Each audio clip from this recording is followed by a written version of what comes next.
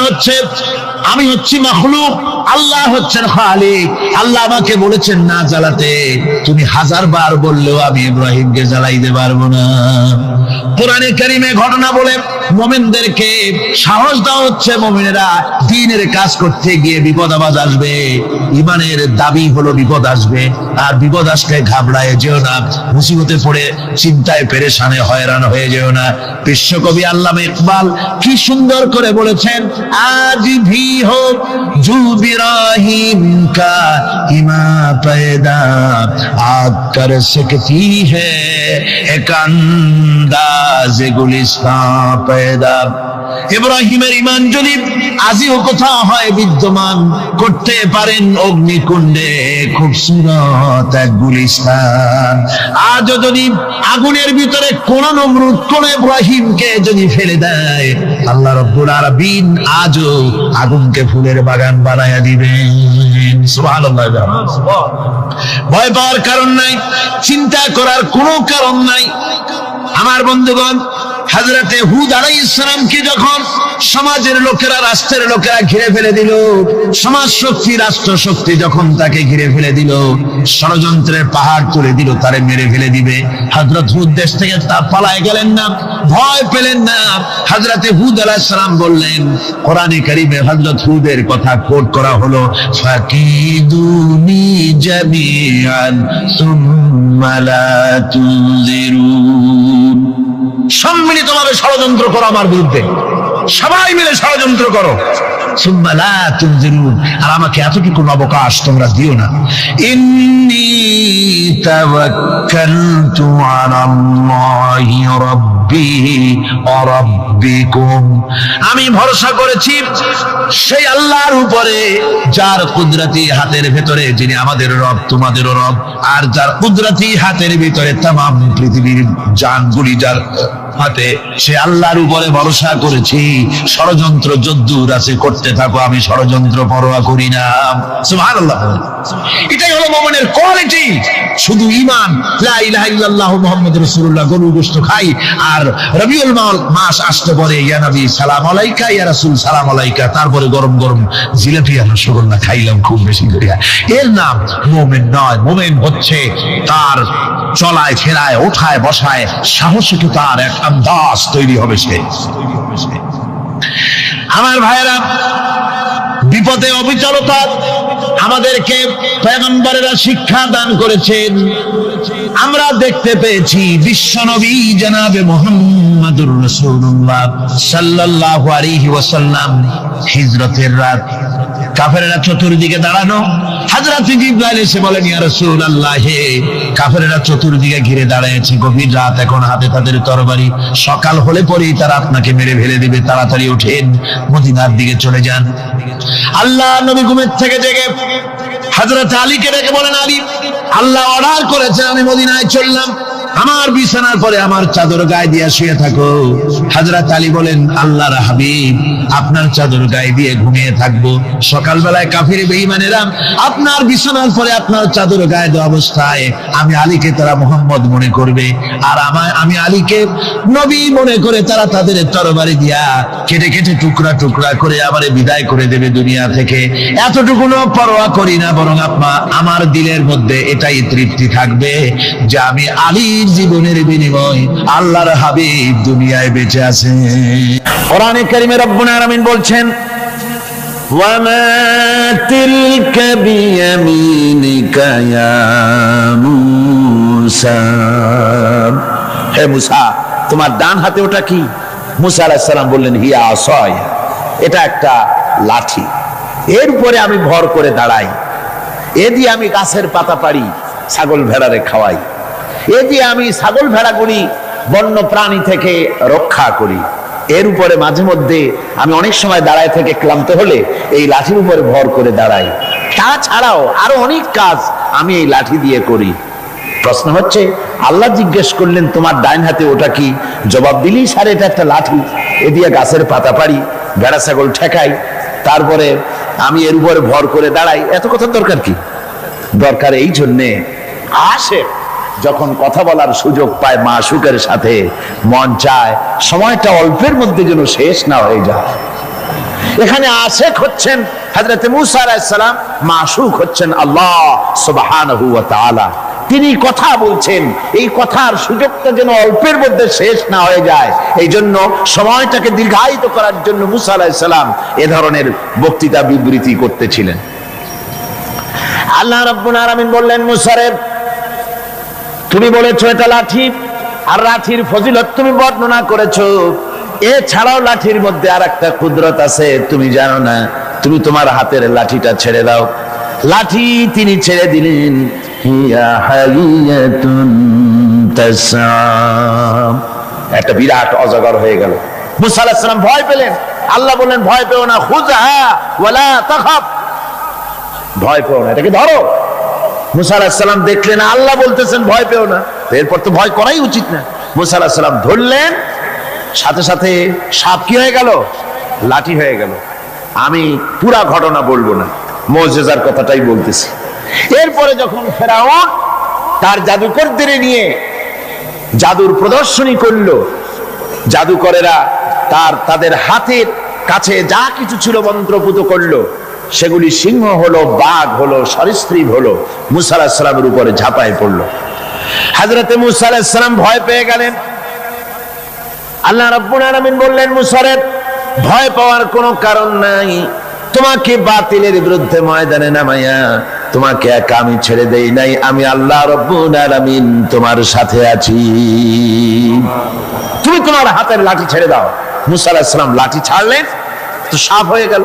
সাপ হয়ে যখন হা করেছে, ফেরাউনের জাদুকরদের তৈরি করা বাঘ, সিংহ, সাপ সব গিয়ে মূসা আলাইহিস সালামের এই লাঠি মার্কা সাপের পেটের মধ্যে গিয়ে ঢুকলো। জাদুকরেরা মনে করলো আমরা যেটা দেখাইছি সেটা নিশ্চয়ই জাদু। মূসা আলাইহিস সালাম যেটা দেখাইছেন এটা জাদু হতেই পারে না, কারণ হচ্ছে জাদু খেয়ে ফেলে দেয়, ওটা জাদু হয় কি করে? এটা জাদু না, এটা জাদুর চাইতে বড় কোনো জিনিস, জাদুর বাবা অথবা দাদা, এই জাতীয় কিছু একটা হবে। বন্ধুগণ, এর নাম মুজিজা। এর নাম কি? মুজিজা। রাসূল পাক সাল্লাল্লাহু আলাইহি ওয়াসাল্লাম যখন পৃথিবীতে আসেন, তখন ছিল সাহিত্যের প্রভাব। সাহিত্য এত প্রভাবিত, তখন প্রভাব বিস্তার করেছে যে তারা কবিতা রচনা করে করে, সাহিত্য রচনা করে করে কাবা শরীফের সাথে লটকায় দিত, চ্যালেঞ্জ করত, পারলে এইটার সাথে মোকাবেলা করো। সেই যুগে আল্লাহ পাক নাজিল করলেন কোরআন। রাসূল পাক সাল্লাল্লাহু আলাইহি ওয়াসাল্লামের জীবনে 3000 মুজিজা রয়েছে। এই 3000 মুজিজার ভিতরে রাসূলুল্লাহ সবচেয়ে বড় মুজিজা হচ্ছে কোরআন। কোরআনে কারীম, কোরআনের মুজিজা আল্লাহ দিয়ে দিলেন।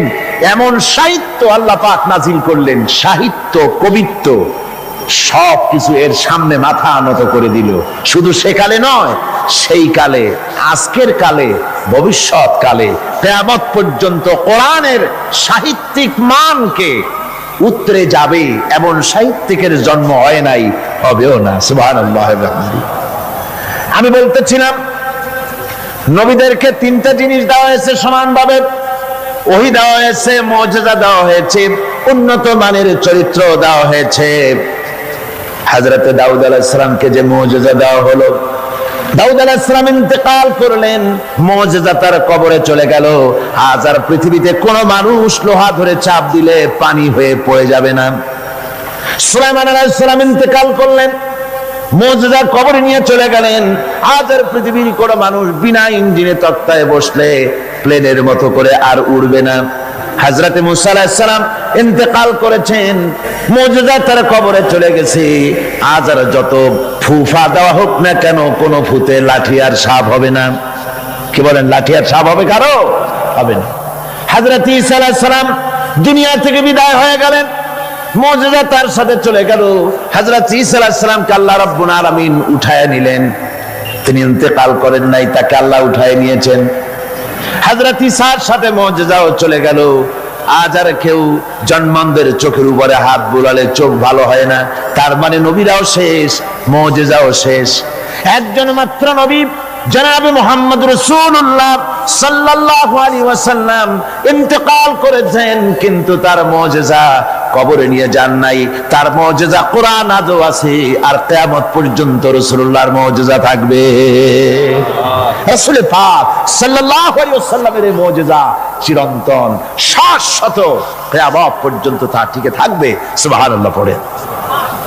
আমার ভাইরা, সে কোরআন আপনারা শুনতে এসেছেন, লাইলাতুল মেরাজে অবতীর্ণ করেছেন আর হেফাজতের দায়িত্ব নিয়েছেন। কোরআনে কারীম কখনো বিনষ্ট হবে না, কখনো রদবদল হবে না। কোরআন হেফাজতের দায়িত্ব কার? আল্লাহ রাব্বুল আলামিন বলছেন, নাহনু নাযালনা যিকরা ওয়া ইন্না লাহু লাহাফিজুন। কোরআন নাযিল করেছি আমি আল্লাহ, আর এর সংরক্ষণের সম্পূর্ণ দায়িত্ব আমি আল্লাহ আমার নিজ হাতে গ্রহণ করেছি।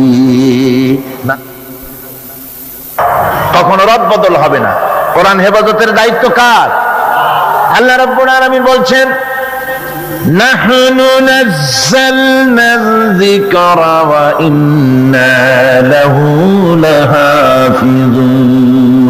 কোরআন নাযিল করেছি আমি আল্লাহ, আর এর সংরক্ষণের সম্পূর্ণ দায়িত্ব আমি আল্লাহ আমার নিজ হাতে গ্রহণ করেছি। নাযিল করেছি আমি, হেফাজতের দায়িত্ব আমার। সুবহানাল্লাহি ওয়া বিহামদিহি। হেফাজতের দায়িত্ব আল্লাহ নিয়ে নিলেন। কি সুন্দর ভাবে হেফাজতের দায়িত্ব নিলেন।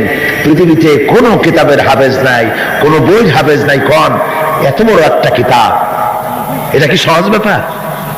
এত বড় একটি কিতাব তা মানুষ মুখস্থ করেছে। আপনি আমাকে বলেন, যদি জানা থাকে, কোরআনের মতো এত বাক্য সম্বলিত কোন বই পৃথিবীর মানুষ, কোন ধর্মের মানুষ মুখস্থ করতে পেরেছে? জেনে বলেন, পেরেছে? পারে, কিন্তু কোরআন পেরেছে।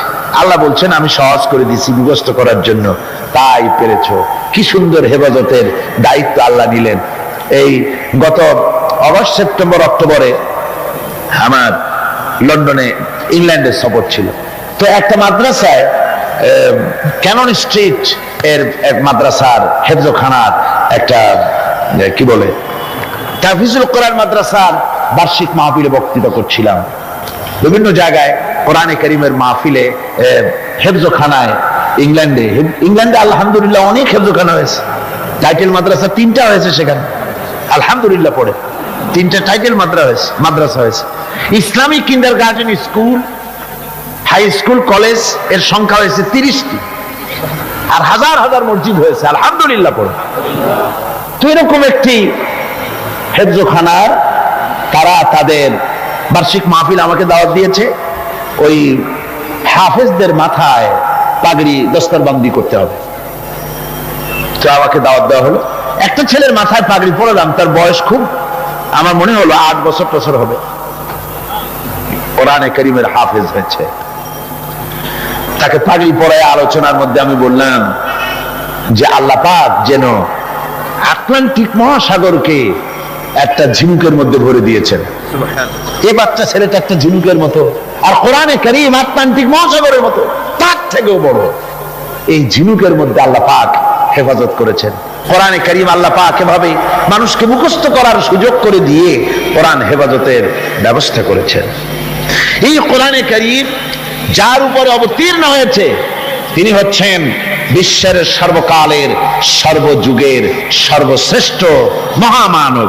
তিনি হচ্ছেন বিশ্ব নবী জনাবে মুহাম্মদ রাসূলুল্লাহ। সবাই বলেন সাল্লাল্লাহু আলাইহি ওয়াসাল্লাম। তারই মেরাজের রাত আজকে। পৃথিবীর কোন পয়গম্বরের মেরাজ হয়নি, একমাত্র হুজুরের মেরাজ হয়েছে। তার কারণ হুজুরের সম্মান সবচাইতে বেশি। সবচাইতে সম্মান কার বেশি? পৃথিবীর মাটি থেকে মহাশূন্য পাড়ি দিয়ে কেমনে নিয়ে গেল আকাশে, এ নিয়ে বহুত প্রশ্ন হয়েছে। কেউ কেউ মেরাজকে অস্বীকার করেছে, কেউ বলেছে হ্যাঁ মেরাজ মানি, তবে মেরাজ সশরীরে হয় নাই, মেরাজ হয়েছে স্বপ্নে। আবার কেউ বলেছেন মেরাজ হয়েছে, এটা একটা আত্মিক ব্যাপার, স্পিরিচুয়াল ব্যাপার, সশরীরে মেরাজ। অনেক অস্বীকার করেছেন। তাদের যুক্তি হলো যে ল অফ গ্রাভিটেশন, মাধ্যাকর্ষণ শক্তি পাড়ি দিয়ে একটা স্থূল জড় শরীর, এটা উঠলো কি করে? এটা তো ওঠার কথা নয়। আপেল গাছ থেকে আপেলটা ছিঁড়ে যখন পড়ে তখন তো উপরে যায় না, সেটা মাধ্যাকর্ষণ শক্তির বলে নিচে নামে, উপরে তো যায় না। কাজে মাধ্যাকর্ষণ শক্তি ল অফ গ্রাভিটেশনকে পার হয়ে কি করে একটা মানুষ উপরে চলে গেল? এ হলো 1 নম্বর প্রশ্ন, যারা অস্বীকার করে তাদের প্রশ্ন। 2 নম্বরে তাদের প্রশ্ন যে বুঝলাম না হয় কোনো কায়দা করে গেলেন, যায়া সে কি ঘরের কাছের ব্যাপার? কোথায়? এখান থেকে চাঁদ হলো 2,32,000 মাইল, সূর্য হলো 9,30,00,000 মাইল, তারপরে মিল্কি ওয়ে, গ্যালাক্সি, এগুলি তারকার রাজ্য, উপগ্রহের রাজ্য, গ্রহের রাজ্য। তারা বলছে এটা একটা কথা নাকি? ওদের মাথায় ঢোকে না, বিশ্বাসই করতে চায় না।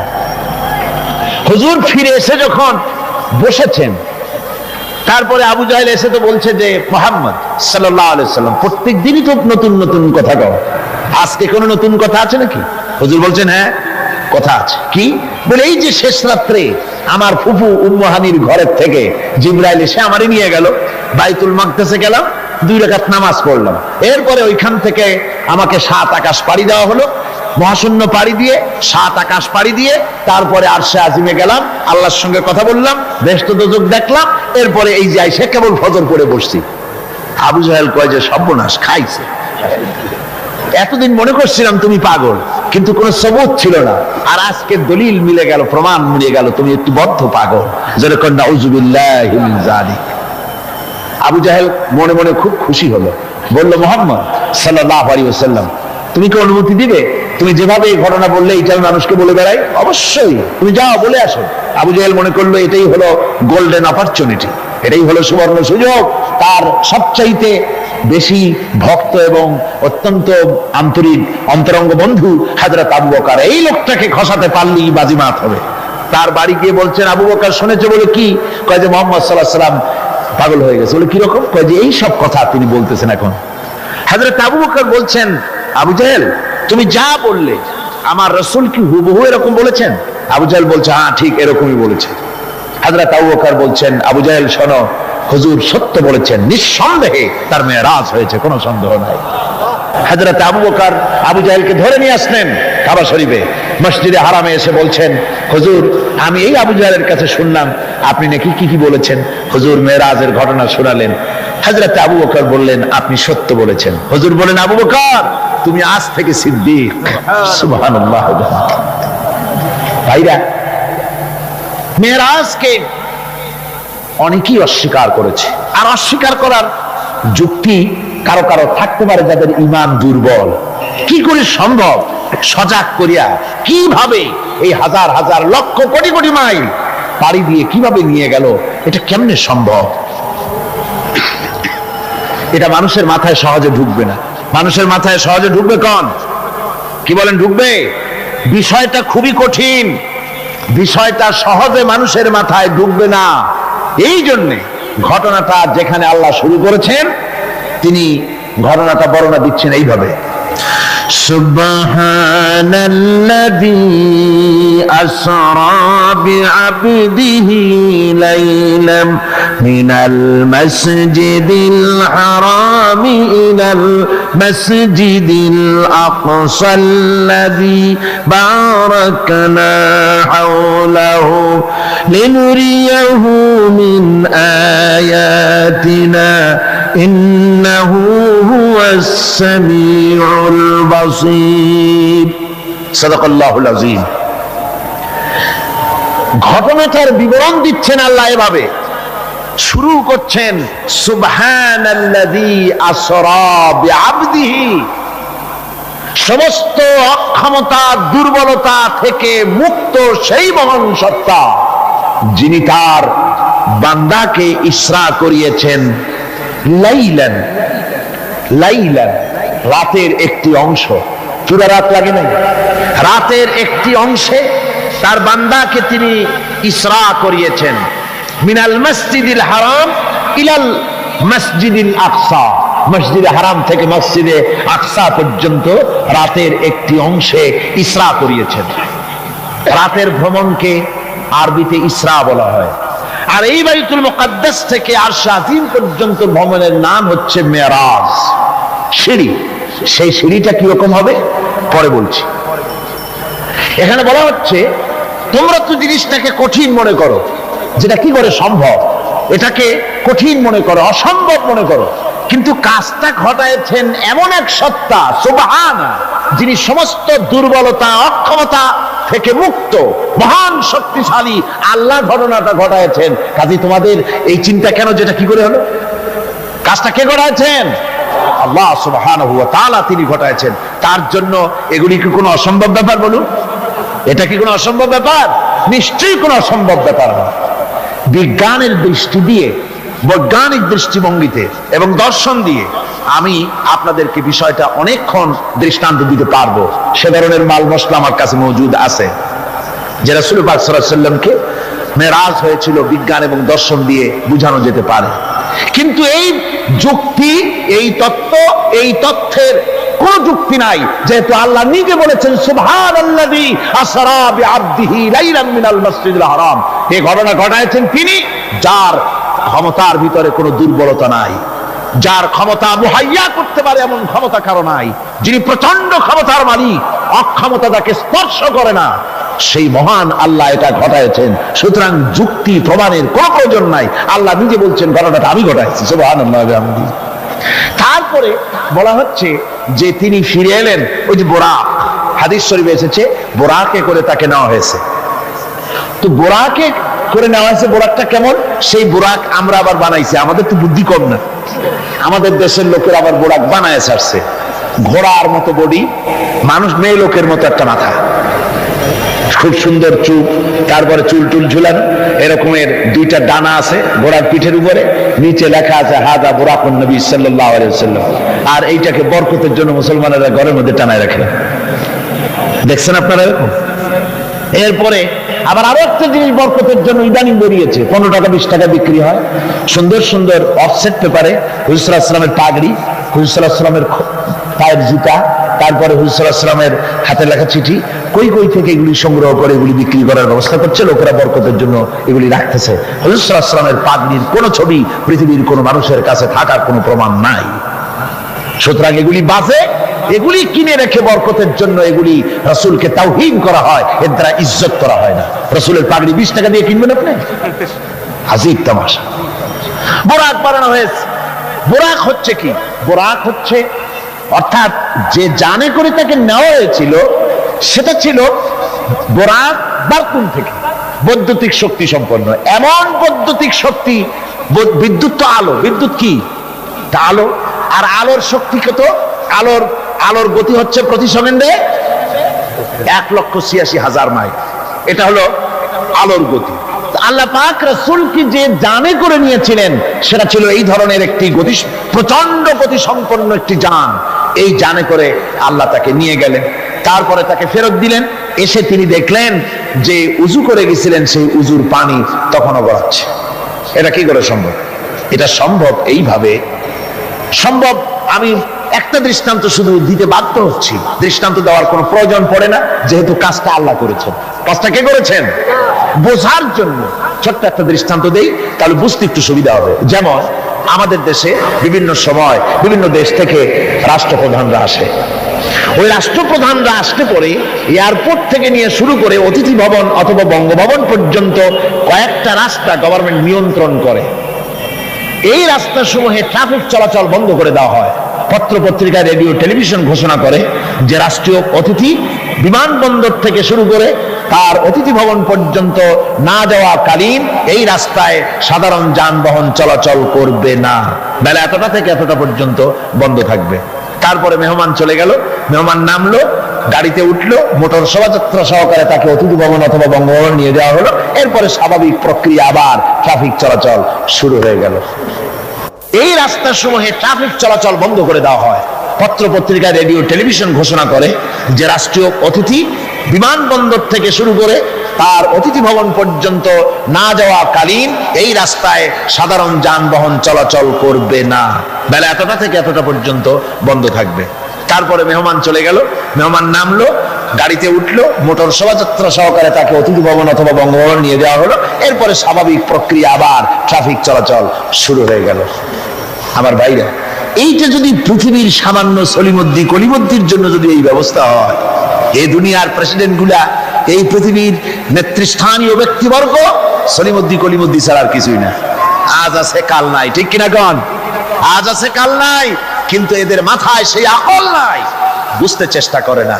যেই ক্ষমতা আসে সে মনে করে বাপের বাড়ির সম্পত্তি পেয়ে গেছি, সুতরাং যত খুশি নিজের ইচ্ছে মতো শয়তানি বদমাশি চালাতেই থাকে। সেই জন্য বলছি, সলিমদ্দি কলিমদ্দি সাধারণ টাইপের মানুষ, এদের জন্য যদি ট্রাফিক চলাচল বন্ধ করে দেওয়া হয়, তাহলে কোন সাধারণ মেহমান নয়, আকাশ ও জমিনে আল্লাহর পরে সবচাইতে বড় মর্যাদা কার?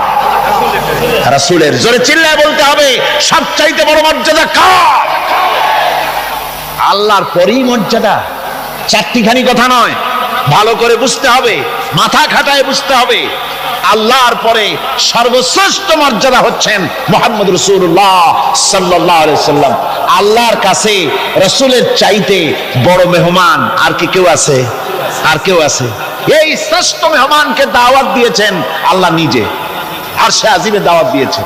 এখন মেহমানকে দাওয়াত দিয়ে আল্লাহ পাক যদি বলে থাকেন যে আমার মেহমান আমার বাড়ি আসতেছে, আরশে আজিমে আসতেছে, সুতরাং পৃথিবীর আহ্নিক গতি, এর বার্ষিক গতি, এর সময়ের গতি, এর ইথারের গতি, এর অক্সিজেন, এর পৃথিবী পরিচালনার গতি, গতিবিজ্ঞান যাকে বলা হয়, এই গতি, এই শক্তি, এই পরিচালনা শক্তি, সময়, কাল, সবটাকে আল্লাহ যদি স্টপ করে দিয়ে থাকেন, দাঁড়িয়ে থাকো জায়গায়, রাত এখন 3টা 45 মিনিট 35 সেকেন্ড, এখানে দাঁড়িয়ে থাক, আমার মেহমান আরশে আজিম ভ্রমণ করে বললেন, তুমি তো আমাকে আল্লাহর সমকক্ষ করে দিলে, তুমি তোমার কথা পাল্টাও, বলো শুধুমাত্র আল্লাহ যা করেন তাই, আমার ইচ্ছায় নয়, যা হয় সবকিছু আল্লাহ সুবহানাহু ওয়া তাআলা তার ইচ্ছায়।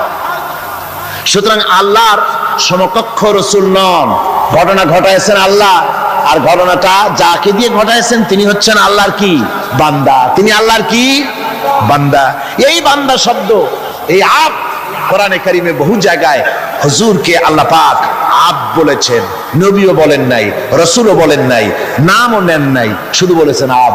এর দ্বারাই বোঝা যায় হুজুরকে আল্লাহ পাক বলেছেন। অর্থাৎ আব্দিয়াতের চাইতে বড় ডিগ্রি আল্লাহর কাছে আর কিছুই নাই। নবী রাসূল গৌণ, মুখ্য হচ্ছে আব। মুখ্য কি জোরে কোন? আব, আল্লাহর বান্দা হয়ে যাওয়া। যেমন আপনারা দেখতে পান কোরআনে কারীমের প্রথমেই এই আয়াত আছে, ইন কুনতুম ফি রাইবিম মিম্মা নাযালনা আলা আবদিনা, আমি আমার বান্দার প্রতি যে কিতাব নাজিল করেছি, এই যে আবদিনা, আমার বান্দা, কে আবদ? মুহাম্মদ রাসূলুল্লাহ সাল্লাল্লাহু আলাইহি ওয়াসাল্লাম। অন্য আয়াতের মধ্যে রব্বুল আলামিন বলেন, তাবারাকাল্লাযী নাযালাল ফুরকানা আলা আবদিহি লিয়াকুনা লিল আলামিনা নাযীরা। অতীব বরকতশালী সে আল্লাহ রাব্বুল আলামিন, যিনি তার বান্দার উপরে ফুরকান অবতীর্ণ করেছেন। কে সেই বান্দা? মুহাম্মদ সাল্লাল্লাহু আলাইহি ওয়াসাল্লাম। সুতরাং আবদিহি, তার বান্দাকে ইসরা করিয়েছেন মসজিদে হারাম থেকে মসজিদে আকসা পর্যন্ত, তারপরে সেখান থেকে নিয়ে গেলেন আরশে আজিমে, নিয়ে তাকে কি করলেন? দিলেনটা কি? এখানে কথা হচ্ছে, আমাদের দেশের লোকেরা বিভিন্ন সময় এইসব কথা আলোচনা করে বা ওয়াজের মধ্যে বলেন কেউ কেউ, যেটা হচ্ছে শুধুমাত্র নামাজ। আল্লাহ পাক তাকে মেরাজে নিয়ে নামাজ দিয়েছিলেন। আচ্ছা ভাই, শুধু নামাজ দেওয়াই যদি আল্লাহর উদ্দেশ্য থাকে, তা আবার বলে কি? যে নামাজ তো দিচ্ছেন আল্লাহ 50 ওয়াক্ত, মুসা আলাইহিস সালামের সঙ্গে যদি দেখা না হইতো তাহলে আমাদের কাজ সর্বনাশ হয়ে যেত। মুসা আলাইহিস সালামের সঙ্গে দেখা হওয়ার কারণে কিছুটা কনসেশন আমরা পাইছি, অন্তত 45 ওয়াক্ত তো কমছে। তাহলে বোঝা গেল মেরাজ হয়েছিল শুধু নামাজের জন্য। কথাটি সঠিক নয়। নামাজের জন্য মেরাজ হওয়ার দরকারটা কি? যুক্তিতে আসে না। হজের জন্য তো মেরাজ দরকার হয় নাই, যাকাতের জন্য তো মেরাজ দরকার হয় নাই, জিহাদের জন্য তো মেরাজ দরকার হলো না, ইমানের জন্য তো মেরাজ দরকার হলো না। মেরাজ শুধু নামাজের জন্য দরকার হলো কেন? বিষয়টা শুধু নামাজ নয়, নামাজ এই পরিভ্রমণের, এই ভ্রমণকালীন সময়ের আল্লাহ পাকের একটি নির্দেশ। মূল ঘটনা ভিন্ন। মূল ব্যাপারটি হলো রাসূল পাক সাল্লাল্লাহু আলাইহি ওয়াসাল্লামের মেরাজ যখন হয় তখন মক্কি জিন্দেগীর 12 বর্ষ পূর্ণ হয়েছে। মক্কি জিন্দেগীর নবুয়তের জীবনের 1 যুগ পূর্ণ হয়ে গেছে। তাওহীদের দাওয়াত, তাবলীগে দ্বীনের কাজ একটি চূড়ান্ত পর্যায়ে এসে গিয়েছে। এখন এই তাওহীদ, রিসালাত ও আখিরাতের উপরে ভিত্তি করে একটি নতুন সমাজ গঠনের পালা এসেছে। সেই নতুন সমাজ গঠনের জন্য আল্লাহ রাব্বুল আলামিন তাকে আপন দরবারে ডেকে নিলেন। আর নতুন নতুন কিছু তথ্য, একটি নতুন স্টেট পরিচালনার জন্য যা কিছু প্রয়োজন, কিছু মূল নীতি আল্লাহ রাব্বুল আলামিন তাকে দান করালেন। আর জান্নাত এবং জাহান্নাম রাসূলের চোখে দেখিয়ে দিলেন পরিষ্কার করে, যাতে করে তিনি মানুষকে ভালো করে দেখে তিনি মানুষকে বুঝাতে পারেন। এজন্য এই দৃশ্যগুলিও রাসূলের সামনে আল্লাহ পাক তুলে ধরলেন। রাসূল পাক সাল্লাল্লাহু আলাইহি ওয়াসাল্লাম ফিরে আসার পর তাকে এই নতুন রাষ্ট্র পরিচালনার জন্য যে মূল নীতিগুলি আল্লাহ পাক তাকে দিয়েছেন, যাকে মেরাজের পেগাম বলা হয়। মেরাজের কি বলা হয়? পেগাম। সূরা বনী ইসরাইলের মধ্যে আল্লাহ পাক এই পেগামগুলি আল্লাহ পাক তাকে দান করেছেন। সেই মূলনীতিগুলি কি? সেই মূলনীতি আমি আপনাদের সামনে এখন আলোচনা করতে যাচ্ছি। আমরা মেরাজ কেমনে হলো, কিভাবে হলো, এই ঘুরপাকের মধ্যে গোলক ধাঁধায় নিজেদেরকে আটকে রাখতে চাই না। আমরা পরিষ্কার করে বিশ্বাস করি রাসূল পাকের মেরাজ হয়েছে একেবারে সশরীরে। কিভাবে হয়েছে? সশরীরে। তারপর আবার কেউ কেউ এ তর্ক তুলেছেন, কেউ বলেছেন হুজুর সাল্লাল্লাহু আলাইহি ওয়াসাল্লাম আল্লাহকে দেখেছেন, আবার কেউ বলেছেন দেখেন নাই। এই সব তর্কের মধ্যেও আমরা জড়াতে চাই না। আমরা পরিষ্কার জানি আল্লাহ পাক বলেছেন লা তুদরিকুহুল আবসার, কোন দৃষ্টি শক্তি আমি আল্লাহকে মুহাইয়া করতে পারবে না, ইহাতা করতে পারবে না। আল্লাহ রাব্বুল আলামিনকে কোন দৃষ্টি শক্তি তার চক্ষু দিয়ে দেখতে পারবে না। সুবহানাল্লাহ। হযরত মুসা আলাইহিস সালাম বলেছিলেন রব্বি আরিনি, আয় আল্লাহ আমি তোমারে দেখতে চাই। আল্লাহ পাক পরিষ্কার বলেছেন লান তারানি, লান, কখনোই দেখতে পারবে না। মুসা আলাইহিস সালাম খুব আদরের নবী ছিলেন, আবদার তুলতে লাগলেন। আল্লাহ তাকে একটা ইন্টারভিউ নিলেন, দেখতে পারবা কিনা একটা টেস্ট হয়ে যায়। আল্লাহ পাক তার নূরের তাজাল্লি নিক্ষেপ করলেন পাহাড়ের উপরে। হযরত মুসা আলাইহিস সালাম 1 সেকেন্ড মাত্র দেখলেন, সহ্য করতে পারলেন না, আল্লাহু আকবার বলে চিৎকার মেরে বেহুশ হয়ে জমিনের উপরে পড়ে গেলেন। সুতরাং আমরা ওই তর্কে যেতে চাই না যে আল্লাহ পাককে হুজুর সাল্লাল্লাহু আলাইহি ওয়াসাল্লাম দেখেছেন কি দেখেন নাই, ওইটা আমাদের মূল বিষয় নয়। আমাদের বিষয় হচ্ছে মেরাজ থেকে রাসূলুল্লাহ পেলেন কি, উম্মতের জন্য আনলেন কি, এটাই হলো আমাদের সবচেয়ে বড় প্রয়োজনীয় বিষয়। আল্লাহ পাক রাসূলকে যে জিনিসগুলি দিলেন, একটা নতুন স্টেট করতে যাচ্ছেন, ওই সময় যখন মানুষ অধিকার বঞ্চিত, যখন নারীর অধিকার নাই, যখন শ্রমিক তার শ্রমের মূল্য পায় না, কৃষক তাদের উৎপাদিত পণ্যের সঠিক দাম পায় না, নারী আর পুরুষ, নারীগুলি হয়েছে ভোগের সামগ্রী, সন্তান উৎপাদনের বিশেষ ক্ষেত্র। তারপরে মানুষে মানুষে হানাহানি, মারামারি, কাটাকাটি, অশ্লীলতা, পাপাচার, জেনা আর ব্যভিচার, সুদ, ঘুষ, এতিমকে ঠকানো, গান বাজনা ইত্যাদি দিয়ে গোটা দেশটা যখন রসাতলে, গোটা পৃথিবী যখন ত্রাহি ত্রাহি করছে মজলুম জনতা, সেই সময় ইসলামের এই নতুন স্টেটের ভিত্তি দিতে যাচ্ছেন মুহাম্মদ রাসূলুল্লাহ সাল্লাল্লাহু আলাইহি ওয়াসাল্লাম। তখন আল্লাহ পাক এই স্টেট রচনার পেছনে কতগুলি মূলনীতি আল্লাহ পাক দান করলেন। সেই মূলনীতিগুলি এখন আমি আপনাদের সামনে বলছি। আল্লাহ রাব্বুল আলামিন বলেন وَقَضَى رَبُّكَ أَلَّا تَعْبُدُوا إِلَّا إِيَّاهُ وَبِالْوَالِدَيْنِ إِحْسَانًا। যে রুকুটিতে এই মূল নীতিগুলি আল্লাহ পাক দিয়েছেন, সেই রুকুটা শুরু হয়েছে এভাবে যে তোমার প্রভুর চূড়ান্ত ফয়সালা এই যে আল্লাহ রাব্বুল আলামিনের দাসত্ব হবে কেবলমাত্র আল্লাহর, গোলামি হবে কার? জোরে সরে বলতে হবে, গোলামি হবে কার? আল্লাহ ছাড়া আর কারো গোলামি করা যাবে না। নতুন স্টেট তৈরি করতে যাচ্ছ, প্রথম নীতি হবে, প্রথম মূল নীতি হবে স্টেটে প্রথম থেকে নিয়ে শেষ পর্যন্ত, রাষ্ট্রপ্রধান থেকে নিয়ে প্রজা পর্যন্ত, জীবনের সকল ক্ষেত্রে সমস্ত মানুষের জন্য এটাই হলো মূলনীতি যে আল্লাহ ছাড়া কাউকে প্রভু বলে মানা যাবে না, আল্লাহ ছাড়া কারো গোলামি করা যাবে না। আর আল্লাহর পরেই মা বাপ মাতা পিতা এহসান করবে, এটা হচ্ছে আল্লাহর নির্দেশ, আল্লাহর ফয়সালা। তো প্রথম পয়েন্ট যেটা, সেটা হচ্ছে ইবাদত। প্রথম পয়েন্ট কি? ইবাদত। মূলত এই ইবাদতের জন্যই আল্লাহ পাক মানুষকে সৃষ্টি করেছেন। কোরআনে কারীমে আল্লাহ বলেছেন, মা খালাকুতুল জিন্না ওয়াল ইনসা ইল্লা লিয়াবুদুন। আল্লাহ বলেন, আমি মানব আর জিন জাতিকে সৃষ্টি করেছি শুধু আমার ইবাদতের জন্য, আর কোনো কারণে নয়। আর পৃথিবীতে যত নবী আমি পাঠিয়েছি সমস্ত নবীরা তার কওমকে দাওয়াত দিয়েছেন, ইয়া কওমি ইবুদুল্লাহা মা লাকুম মিন ইলাহিন গায়রু। আল্লাহ রাব্বুল আলামিন বলেন, দুনিয়ায় যত নবী পাঠানো হলো সমস্ত নবীরা তার জাতিকে ডেকে বলেছেন, হে আমার জাতি, হে আমার কওম, এক আল্লাহর গোলামি করো, তিনি ছাড়া তোমাদের কোনো ইলাহ নাই। এই দাওয়াত সব নবীরা দিয়েছেন। আল্লাহ পাক বলেন, এমন কোন জাতি নাই, এমন কোন উম্মত নাই যাদের কাছে নবী আমি পাঠাই নাই। ওয়ালাকাদ বাসনা ফি কুল্লি উম্মাতির রাসূলা আন ইবুদুল্লাহা ওয়াজতানিবুত তাগুত। আমি প্রত্যেক জাতির জন্য রাসূল প্রেরণ করেছি, আমি প্রত্যেক জাতির জন্য নবী প্রেরণ করেছি। তাদের দাওয়াত ছিল আনি ইবুদুল্লাহ ওয়াজতানিবুত তাগুত, এক আল্লাহর গোলামি করো, এক আল্লাহর দাসত্ব করো, আর তাগুতকে বর্জন করো। তাগুত হচ্ছে সেই শক্তি যে শক্তি শুধু নিজেই আল্লাহর আইন অমান্য করে বসে থাকে না, বরং অন্যদেরকেও আল্লাহর আইন অমান্য করতে বাধ্য করে। যেমন মনিবের গোলামি করে তার চাকর, চাকর মনিবের আনুগত্য করে, এটাকে আরবিতে বলা হয় ইবাদত। সরকারের আনুগত্য করে জনগণ, এটা আরবিতে এই আনুগত্যটা কি ইবাদত বলা হয়। এভাবে গোটা পৃথিবী যা কিছু আমরা দেখি আর দেখি না, সব কিছু আনুগত্য করে আল্লাহ রাব্বুল আলামিনের। কার আনুগত্য করে?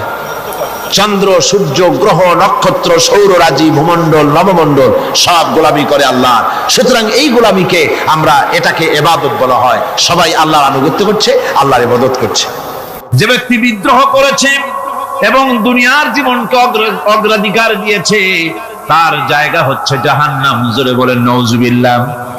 যে ব্যক্তি আল্লাহর সঙ্গে বিদ্রোহ করেছে আর পরকালের জন্য পাথর জোগাড় করে নাই, দুনিয়াকে অগ্রাধিকার দিল, পরকালকে ভুলে গেল, তার জায়গা হলো জাহান্নাম। ওয়াম্মা মান খাফা মাকামা রাব্বিহি ওয়া নাহান নাফসা আনিল হাওয়া ফাইন্নাল জান্নাতা হিয়াল মাওয়া।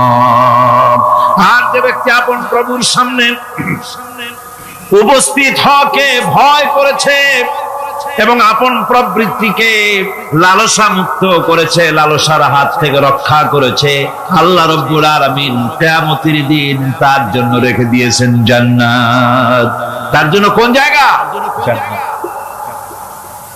আমাদেরকে পরকাল ভিত্তিক জীবন যাপন যদি করি, তাহলে কবরের জবাবগুলি খুব আসান হবে।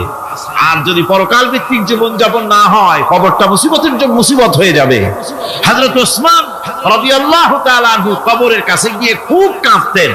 সাহাবায়ে কেরাম প্রশ্ন করেছেন, হুজুর, রাসূল করিম সাল্লাল্লাহু আলাইহি ওয়াসাল্লাম যখন জান্নাত ও জাহান্নামের ওয়াজ করেন, কখনো তো এত বেশি আপনি কাঁদেন না, যত বেশি কাঁদেন কবরের কাছে এসে, কারণ কি? হযরত ওসমান রাদিয়াল্লাহু তাআলা আনহু বলতেন, আমার সাথীরা, আমি আমার হাবিবের কাছে, আল্লাহ রাব্বুল আলামিনের রাসূলের কাছে আমি শুনেছি, এই কবরটাই হলো প্রথম স্টেশন, এই কবরটাই হলো প্রথম ইমিগ্রেশন কাউন্টার। এই জায়গায় যদি কেউ ধরা পড়ে যায়, কারো যদি চার্জশিট হয়ে যায়, সব জায়গায় ধরা পড়ে যাবে। হাসরে, মিজানে, সিরাতে কোনো জায়গায় নাজাত পাবে না। আর এই কবরটা যদি কেউ মুক্তি পেয়ে যায়, মিজান, সিরাত, হাসর সব জায়গা থেকে আল্লাহ তারে ভালোভাবে পার করে দিবেন। এটা হলো আসল জায়গা, মারাত্মক জায়গা, খুব মারাত্মক জায়গা। আমি এটাকে ইমিগ্রেশন কাউন্টার বলেছি আমার ভাষায়। ইমিগ্রেশন কাউন্টার যারা বিদেশ ভ্রমণ করেছেন তারা জানেন। লন্ডন যাবেন, আমেরিকা যাবেন, সৌদি আরব যাবেন, যে কোনো বিদেশে যাবেন, গেলেই পাসপোর্ট তারা দেখবে। পাসপোর্টে আপনার ন্যাশনালিটি কোনটা সেটাই তারা জানতে চাইবে। আপনি কোন দল করেন এটা তারা জানতে চাইবে না। আপনি কোন ভাষায় কথা বলেন তাও তাদের জানার দরকার নেই। প্রথমেই তারা আপনার ন্যাশনালিটি দেখবে, আপনার আইডেন্টিটি কি তারা জানতে চাইবে। তারপরে যদি স্যাটিসফ্যাক্টরি হয় আপনাকে ভিসা দিয়ে ভেতরে ঢোকবার ব্যবস্থা করে দেবে। আর যদি তারা স্যাটিসফাইড না হয় তাহলে আপনাকে মেহমানখানায় ঢুকানো হবে গ্রেফতার করে। কবর হচ্ছে এ ধরনের একটি ইমিগ্রেশন কাউন্টার। কবরের ভিতরে মানুষ যখনই রাখা হবে সঙ্গে সঙ্গে দুজন ফেরেশতা আসবে।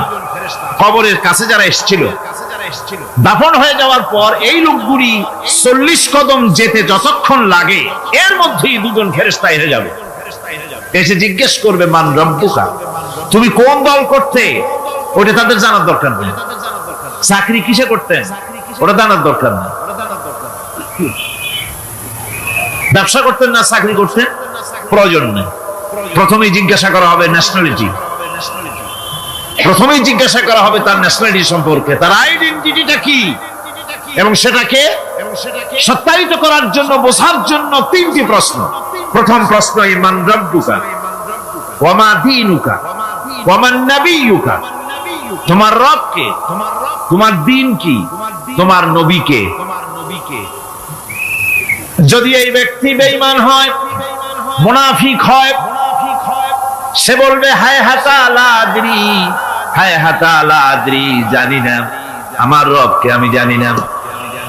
তোমার দিন কি, দিন কারে কয় বুঝি না। এরপরে আল্লাহর নবী জনাবে মুহাম্মদ রাসূলুল্লাহ সাল্লাল্লাহু আলাইহি ওয়াসাল্লাম কে দেখানো হবে, বলা হবে মা কুনতা তাকুলু ফি হাদার রাজুল, এই ব্যক্তি সম্পর্কে তোমার ধারণা কি নিকে, বলবে আমি চিনি না।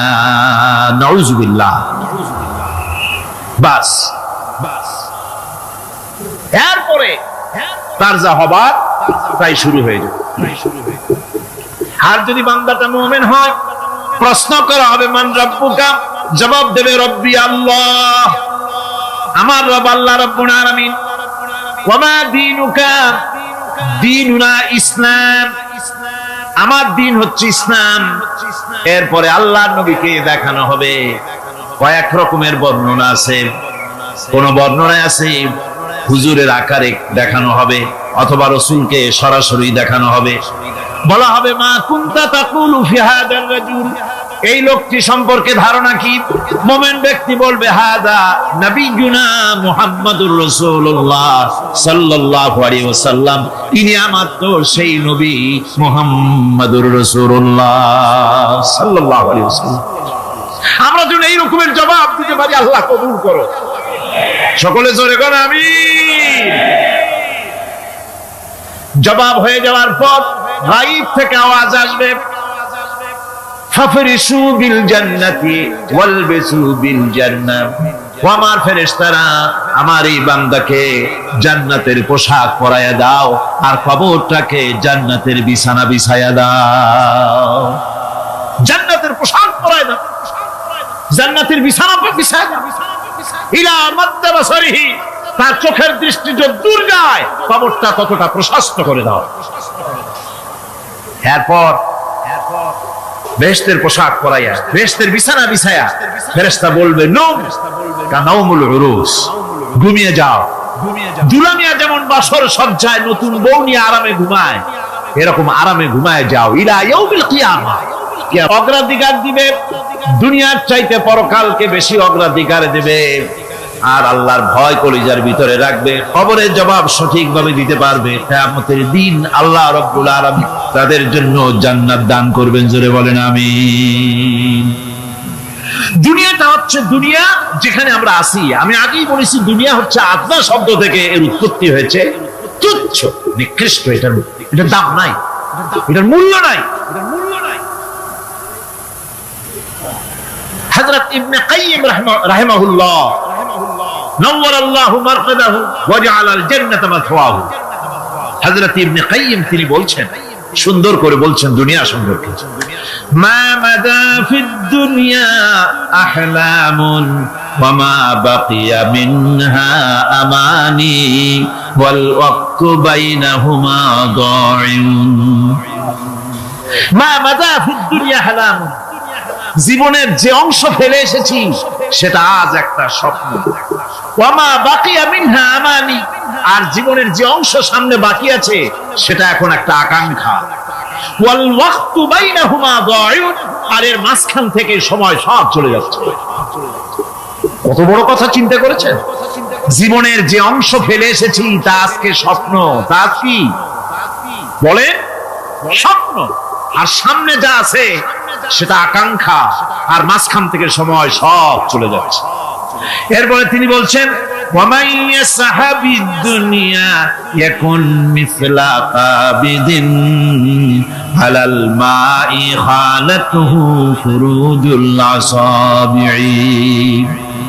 দুনিয়াদারের অবস্থা হচ্ছে এই, কেউ যদি দুই হাতে পানি খামসায় ধরে, দুই হাতে কি ধরছে বলে, দুই হাতে পানি খামসায় ধরেছে, খুব মজবুত করে ধরেছে, দুই মুঠ পানি, বলেন থাকবে কতটুকু? কতটুকু থাকবে? এক ফোঁটাও থাকবে না। কারণ তার আঙ্গুলের ফাঁক তার সাথে খেয়ানত করবে, আঙ্গুলের ফাঁক দিয়া পানিগুলি সব বেরিয়ে চলে যাবে। সুতরাং দুনিয়া যারা চায় তারা ঠিক পানি খামসায় ধরলে পানি যেমন হাতের ভেতর থেকে খেয়ানত করে চলে যায়, যারা দুনিয়া চায় দুনিয়াও তাদেরকে এভাবে ফাঁকি দিয়ে চলে যায়। তবুও দুনিয়ার মায়া মানুষের এত বেশি। আল্লাহর নবী বলেন, লাউ কানা লি ইবনি আদামা ওয়াদিন মিন যাহাবিন লাহাব্বা ইয়াকুনা লাহু সারিন, এই পৃথিবীতে যদি কাউকে একটা মাঠ ভরে যদি সোনা দেওয়া যায়, লোকটা বলবে রব্বুল আলামিন, আমি যদি আরেকটা মাঠ এরকম সোনা ভরা পেতাম, দ্বিতীয় আরেকটা মাঠ দেওয়া হলে আবার বলবে যদি তৃতীয় আরেকটা মাঠ সোনা ভরে যদি পেতাম। নবীজি বলেন, ওয়ালা ইয়ামলাউ জাওফু ইবনু আদামা ইল্লা তুরাব, মানুষের পেট 3.5 হাত মাটি ছাড়া, কবরের মাটি ছাড়া মানুষের পেট ভরবে না। আরো চাই, আরো চাই, চাওয়ার কোনো শেষ নাই। মানুষ এভাবে করে দুনিয়ার মহব্বতে এমনি পাগল হয়ে যায়, শুধু দুনিয়ার মহব্বত, পরকালকে বেমালুম ভুলে যায়। আমি কিন্তু এই কথা বুঝাতে চাই নাই যে পরকালের মহব্বতে, পরকালের ভয়তে বা পরকালের জন্য দুনিয়া আপনি বাজার ঘাট, বেচা কিনা, ব্যবসা বাণিজ্য সবকিছু ভুলে যান, না তা নয়। ভুল বোঝার কোনো কারণ নাই। পরকালকে অগ্রাধিকার দিতে হবে, মানে দুনিয়াটা চিরস্থায়ী জায়গা নয়। চিরস্থায়ী হচ্ছে কোনটা? আখিরাত। চিন্তা এখন কোনটা? সুতরাং এখানে যা করতে হবে, আখিরাতে জবাবদিহিমূলক জীবন যাপন করতে হবে। আপনি ব্যবসা করবেন, ওজনে কম দিতে পারবেন না, আপনি খাদ্যে ভেজাল দিতে পারবেন না, চুরি করতে পারবেন না, ডাকাতি করতে পারবেন না, জেনা করতে পারবেন না, বদমাশি করতে পারবেন না, মদ খেতে পারবেন না, সন্ত্রাসী হতে পারবেন না, হাইজাকার হতে পারবেন না, চাঁদাবাজ হতে পারবেন না, মুনাফাখোর হতে পারবেন না, আপনি চোরা কারবারি হতে পারবেন না, ঘুষখোর হতে পারবেন না, সুদখোর হতে পারবেন না। এই সব কাজ পরকালকে বিশ্বাস করলেই এ সমস্ত কাজ থেকে মানুষ বিরত থাকতে পারে। কথা ঠিক কিনা? এটাই হচ্ছে। সুতরাং এই পৃথিবী থাকবে না, এটা কি চিরকাল থাকবে না? এর একটা পরিসমাপ্তি ঘটবে। যেমন করে সারা বছর লেখাপড়া করার পর কলেজে, বিশ্ববিদ্যালয়, মাদ্রাসায়, হাই স্কুলে, সব জায়গায় সারা বছর লেখাপড়া করার পর যেমন পরীক্ষা দেওয়ার একটা দিন আসে, সারা বছর ব্যবসা করার পর হিসাব নিকাশ করার যেমন একটা সময় আসে, সারা মাস চাকরি করার পর বেতন পাওয়ার যেমন একটা দিন আসে, সারা জীবন চাকরি করার পর পেনশন পাওয়ার যেমন একটা সময় আসে, অনুরূপ ভাবে এই দুনিয়া যেদিন শেষ হয়ে যাবে, আল্লাহ নির্ধারিত সময় শেষ হয়ে যাওয়ার পর একটা সময় আসবে যখন আল্লাহ রাব্বুল আলামিন সব শেষ করে দিবেন, লন্ড ভন্ড হয়ে যাবে, কিছুই থাকবে না। কোরআনে কারিমে আল্লাহ সব বলেছেন, কোরআনে সব আল্লাহ বলে দিয়েছেন। আল্লাহ পাক বলেন এই পৃথিবীর সব কেমন ভাবে ধ্বংস হবে তার চিত্র আল্লাহ পাক কোরআনে কারিমে তুলে ধরেছেন। ইদাস সামাউ ফাতারাত ওয়া ইদাল কাওয়াকিবু তাসারাত ওয়া ইদাল বিহারু ফুজ্জিরাত ওয়া ইদাল কুবুরু বু'সিরাত। যখন আকাশসমূহ দীর্ঘ বিদীর্ণ হয়ে যাবে, তারকাগুলি বিক্ষিপ্ত হয়ে ছিটকে পড়বে, আর সমুদ্রগুলি উচ্ছ্বসিত হয়ে পড়বে, কবরগুলি সব তার ভেতরে যা আছে উদ্গীরণ করে দেবে, তারকাগুলি স্থিমিত হয়ে যাবে। এরপরে সমস্ত আকাশগুলি কিতাবের পৃষ্ঠার মতো একটার পরে একটা ঠাস ঠাস করে পড়তে থাকবে, চূর্ণ বিচূর্ণ হয়ে ভেঙে চুরে একাকার হয়ে যাবে। পাহাড়গুলিকে উড়িয়ে দেওয়া হবে, চন্দ্র এবং সূর্য একাকার হয়ে।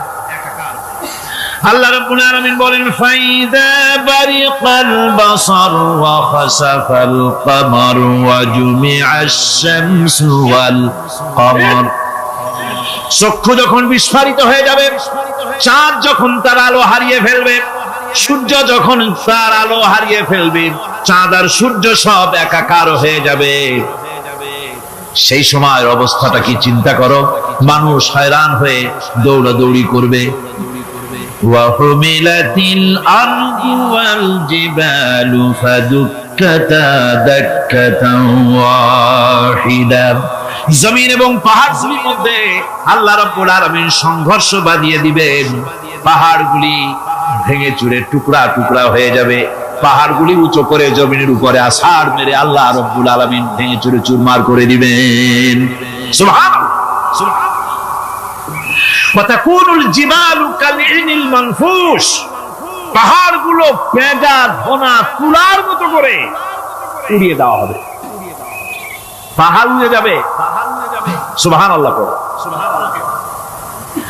পাহাড় পাথরের তৈরি করা পাহাড়, এই পাহাড়গুলি তুলার মতো হয়ে উড়বে কিভাবে? আমি এই দৃশ্য নিজের চোখে কিছুটা হলেও দেখছি। আজ থেকে 10 দিন আগে আমি ইতালি সফর করে এসেছি। ইতালির রাজধানী রোম। রোম প্রাচীন সভ্যতার লালন ভূমি। কোরআনে কারিমে সূরা রোম রয়েছে, এই রোম সেই রোম। এখানের বাদশার কাছে রাসূল করিম সাল্লাল্লাহু আলাইহি সাল্লাম হেরাক্লিয়াসের কাছে চিঠি পাঠিয়েছিলেন, সেই রোম। 12 থেকে 12,000-এর মতো বাংলাদেশি মুসলমান সেখানে আছে। জুমার দিন যেদিন আমি গেলাম তার পরের দিনই জুমা ছিল। জুমার নামাজ পড়লাম ভ্যাটিকানের কাছেই বিশাল মসজিদ, ইউরোপের ভিতরে সবচেয়ে বড় মসজিদ এটা। রোম ইসলামের দুশমনদের রাজধানী। সেখানে যখন আযান হচ্ছে আশহাদু আন্না মুহাম্মাদার রাসূলুল্লাহ, আমার অনুভূতির কথা আপনাদেরকে বোঝাতে পারবো না, কি অনুভূতির সৃষ্টি হয়েছে আমার ভেতরে। ভ্যাটিকানের পোপ এক পাশে, কিছু দূরেই ভ্যাটিকান। ওটা হচ্ছে গোটা পৃথিবীর সমস্ত খ্রিস্টানদের কাবা, ভ্যাটিকান। তার পাশেই বিশাল মসজিদ, সেখানে নামাজ পড়লাম। চিন্তার ভেতরে আসলো আল্লাহ রাব্বুল আলামিন তার হাবিবের নাম, তার তাওহীদ, তার রিসালাতকে কিভাবে বিশ্বময় ছড়িয়ে দিলেন। আবু জাহেল চাইছিল মুহাম্মদ সাল্লাল্লাহু আলাইহি ওয়াসাল্লামকে স্তব্ধ করে দেবে মক্কার জীবনেই। কত বদনাম, সাহের, কাহিন, কাযযাব, শায়ের, নাউযুবিল্লাহি মিন যালিক, কত গালাগালি করলো। আর আল্লাহ শোনালেন, হাবিব চিন্তার কোনো কারণ নাই, ওয়ারাফা'না লাকা যিকরাক, আমি আপনার প্রশংসা বিশ্বময় ছড়িয়ে দেব। সুবহানাল্লাহি ওয়া বিহামদিহি। রোম প্রোগ্রাম শেষ করে আমাকে তারা নিয়ে গেল, যেটা আমি বলছি সফর কাহিনী শোনাবার সময়টা না, যেহেতু এর সঙ্গে প্রাসঙ্গিক সেজন্য বলছি। পাহাড় কেমনে তুলার মতো হয়ে উড়বে তার নজির দেখেছি। রোম শহর থেকে 300 মাইল দূরে, 300 কিলোমিটার দূরে নেপোলিয়ান বোনাপার্ট তার বাড়ি, এবং ওটা তার নামে একটা প্রভিন্স। ভূমধ্য সাগরের পারে ভিসুভিয়াস, পৃথিবীর সবচাইতে বড় আগ্নেয়গিরি, সেটা দেখাতে নিয়ে যাওয়া হলো আমাকে। যে পাহাড়টা পৃথিবীর মাটি থেকে তার চূড়া হচ্ছে 3 মাইল উঁচু, এর 2 মাইল গাড়িতে করে ঘুরে ঘুরে যাওয়া যায়, এরপর আর গাড়িতে যাওয়া যায় না, বাকিটুকুন যেতে হবে হেঁটে হেঁটে। পাহাড়ের উপরে অক্সিজেন কম, বেশ কষ্ট হচ্ছিল উঠতে। জীবনে প্রথম পাহাড়ে চড়েছি জাবালে নূর, রাসূল করিম সাল্লাল্লাহু আলাইহি ওয়াসাল্লামের উপরে যেখানে ওহী হয়েছিল সর্বপ্রথম। পাহাড় চড়ার একটা অভিজ্ঞতা ওখান থেকে আমার কিছুটা হয়েছিল। খুব কষ্ট হলো বাকি 1 মাইল উঠতে। যখন ভিসুভিয়াসের একদম শীর্ষে চলে গেছি, সেখানে গিয়ে আমার সাথে 15-20 জন লোক ছিল। আমি নিজে আল্লাহু আকবার বলে আমার গলা থেকে আওয়াজ বেরিয়ে গেল। আমি দেখতে পেলাম ভিসুভিয়াসের শীর্ষে বিশাল গর্ত। আমার মনে হয় গর্তটা এই মাঠের 1/4 হবে, এই মাঠের 1/4 হবে গর্তটা। সেই গর্তটার গভীরতা হচ্ছে 1.5 কিলোমিটার। এইখান থেকে পাথরগুলি উত্থিত হয়েছে, আগ্নেয়গিরি পাথর আগুনে গলে লাভা হয়ে এগুলি পাহাড় বেয়ে উপচে পড়েছে, চতুর্দিকে 12 মাইল ছড়িয়ে গিয়েছে। আমার মনে পড়লো ওয়াকুদুহান নাস ওয়াল হিজারা, জাহান্নামের আগুনের ইন্ধন হবে মানুষ আর পাথর। আমি সেখানে সেজদায় পড়ে গিয়া কান্নাম আর বললাম, আল্লাহ জাহান্নামের আগুন হারাম করে দিও আমাদের জন্য। পাথর কিভাবে গললো, গলে পাথরগুলি গলে পুড়ে চতুর্দিকে পড়েছে আর ছিটকেছে, চতুর্দিকে ছিটকে পড়েছে। সেই পাথরগুলি ছিটকে ছিটকে যেগুলি পুড়ে পড়েছে সেগুলিকে দূরে সাদা রঙের বলে মনে হয়, কোনোটা সাদা কোনোটা কালো, মনে হয় যেন তুলার মতো হয়ে পড়ে আছে চতুর্দিকে। 1944 সনে তৃতীয়বারের মতো ভিসুভিয়াস অগ্নিগিরি যে অগ্নি উৎপাত করে, তাতে আশেপাশের 12 মাইল এলাকা এফেক্টেড হয়ে যায়। পাথরগুলি গলে এভাবে বিধ্বস্ত করে দিয়েছে। এখান থেকে এখানে জোহরের নামাজ, আসরের নামাজ আমরা পড়লাম, আল্লাহর কাছে খুব দোয়া করলাম। এখনো ধোঁয়া উঠতেছে, এখনো পাহাড়ের ফাটল দিয়ে ধোঁয়া উঠছে। একজন হাত দিয়ে আমাকে বলল যে খুব গরম লাগে ধোঁয়াগুলি। ওখানকার লোকেরা বলল যে ভেতরে এখনো আগুন আছে, তবে সুপ্ত, যে কোনো মুহূর্তে আবার তা জাগ্রত হতে পারে। আমরা সেখান থেকে নেমে এলাম। একটু কিছু দূর গিয়েই সেখানে হলো পম্পেই শহর। এই পম্পেই শহরটা হচ্ছে ঈসা আলাইহিস সালামের জন্মের 2000 বছর আগে এই শহর তৈরি হয়। ঈসা আলাইহিস সালামের জন্মের 179 বছর পর ভূমিকম্প হয়। সেই ভূমিকম্পে গোটা পম্পেই শহরটা পৃথিবীর মানুষের চোখের আড়াল হয়ে যায়, ধ্বংস হয়ে যায়, মাটির তলায় ভরাট হয়ে যায়। আজ থেকে 200 বছর আগে মাটি খনন করতে গিয়ে এই শহর আবিষ্কৃত হয়। পুরা শহরটা খুঁড়ে তারা বের করেছে। 180 হেক্টর জমিনের উপরে এই বিশাল শহর। ঘুরে ঘুরে দেখলাম, গাড়ি চলে না সেখানে, পায়ে হেঁটে দেখতে হলো। প্রশস্ত রাস্তা, উলঙ্গ মূর্তি আর উলঙ্গ যৌন মিলনের অসংখ্য ছবি দিয়ে এই এলাকা ভরা। তখন আমি বুঝলাম আল্লাহর গজব হওয়ার কারণটা কি, এই শহরটা মাটির নিচে ভরাট হয়ে যাওয়ার কারণটা কি। আল্লাহ পাক জেনা ব্যভিচার যে দেশে বেশি হয় আল্লাহ পাক বরদাস্ত করে। দুশ্চরিত্র যে দেশের মানুষ দুশ্চরিত্র হয়ে যায়, জেনা ব্যভিচার বেশি হতে থাকে, আল্লাহ হরক করে দেন, গজব দেন। এই গজব এক এক সময় এক এক রকমের হয়ে আসে। কখনো মাটির নিচে দাবায় দেয়, কখনো মহামারী, কোন দেশে কলেরা, কোন দেশে জলোচ্ছ্বাস, কোথাও ভূমিকম্প, আর সর্বশেষ এই জেনা ব্যভিচারের জন্য আল্লাহ পাকের চূড়ান্ত এই যৌনতার অশ্লীলতার জন্য চূড়ান্ত গজব বর্তমান বিশ্বের জন্য এইডস। আল্লাহ পাক এই গজব দিয়েছে। বন্ধুগণ, আমি সেই জায়গা, আমি সেখানে যা দেখলাম, যে আল্লাহ পাক পাহাড়গুলিকে কিভাবে উড়াবেন, এটা অস্বীকার করার কোন উপায় নাই, বিশ্বাস তো করতামই। তবে হযরত ইব্রাহিম আলাইহিস সালাম যেমন বলেছিলেন, রব্বি আরিনি কাইফা তুহিল মাউতা, আয় আল্লাহ তুমি মরাকে চিন্তা করবা কেমনে? আল্লাহ পাক বলেন, আওয়ালাম তুমিন, তুমি বিশ্বাস করো না? ইব্রাহিম আলাইহিস সালাম বললেন, বালা, অবশ্যই বিশ্বাস করি, ওয়ালাকিন লিয়াতমাইন্না কলবি, যদি চোখে দেখতাম তাহলে আমার অন্তরাত্মা খুব ঠান্ডা হতো। আল্লাহ রাব্বুল আলামিন চোখে দেখায় দিলেন জিন্দা কেমনে মুর্দা হবে, মুর্দা কেমনে জিন্দা হবে, আল্লাহ দেখায় দিলেন, পাহাড় উড়ায় দিবেন আল্লাহ রাব্বুল আলামিন। একথা কলিজার মধ্যে তার উপর ঈমান বিশ্বাস, কিন্তু আল্লাহ চোখে দেখাইছেন, ঈমান আরো মজবুত হয়েছে, যা ছিল আরো মজবুত হয়েছে। সুবহানাল্লাহ। আল্লাহর ভয়তে কলিজা কেঁপেছে, আমি পাহাড়ের উপরে কেঁদেছি, যার যার হয়ে কেঁদেছি। বন্ধুগণ, আল্লাহ সুবহানাহু ওয়া তাআলা এই জন্য বলেছেন, কুল সিরু ফিল আরদ, আমার জমিন ঘোরো, ভালো করে দেখো, কাইফা কানা আকিবাতুল মুকাজ্জিবিন, মহা সত্যকে যারা অস্বীকার করেছে তাদের পরিণতি আমি কি করে দিয়েছি, এগুলি চোখে ভালো করে তাকায় দেখো। আমার বন্ধুগণ, সুতরাং এই পৃথিবীর অবসান হবে, এই পৃথিবী ধ্বংস হবে, এই পৃথিবী চূড়ান্ত ভাবে শেষ হয়ে যাবে। হ্যাঁ, আরেকটি কথা বলতে হয়, সেটা হচ্ছে যে এই রোম থেকে আরেকটু দূরে 900 মাইল দূরে হচ্ছে সিসিলি, 900 মাইল দূরে। সেখানে সেই সিসিলি মুসলমানেরা শাসন করেছিল 350 বছর।